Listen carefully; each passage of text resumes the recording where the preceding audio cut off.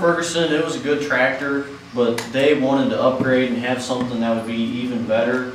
And so they decided that Harold Brock, he was an engineer at Ford, and his story's pretty well worth researching if you guys have the time. It's pretty big. So, and what ended up happening was Ford made Brock the head of the agriculture division, and he told him that he had to make a tractor that was better than the Ford Ferguson. And then Brock, they ended up having a dispute together. He developed a selective speed tractor, but Ford released it before all the bugs were worked out. The transmission really wasn't a very good transmission, had a lot of problems, and they argued over the release of it, and it ended up Brock, it was kind of a mutual agreement. Brock pretty much left, and he kind of got fired at the same time. And John Deere ended up hiring them, and they ended up making a power shift that was successful, and you still see them tractors around today. I have to ask a question. The idea behind project-based learning, and Mr. Brinkman mentioned it because he went to Dallas with us when we were able to observe some project-based learning.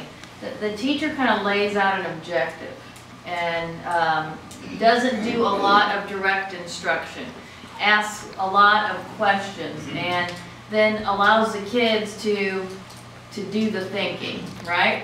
And so I would assume that you were giving a kind of a protocol and a set of instructions, and then had a conversation about, okay, if this is all the information you have, what do you need to know that you don't know in order to fulfill this assignment? And so kind of talk us through how did the beginning, what did you think at the beginning, and how did this evolve? There'd be times whenever we get stuck and he'd kind of point us in the right direction, but I mean, he never really gave us any full information on why it's significant.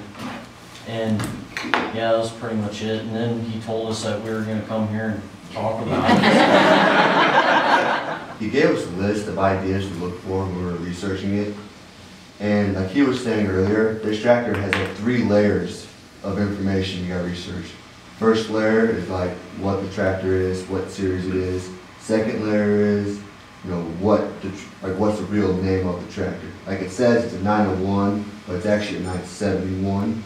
You know, we had to figure that out as well. That was the second layer. And then the third layer and final layer was about Harold Brock and how he developed and made this tractor better and how he went to John Deere. And that's how mostly we got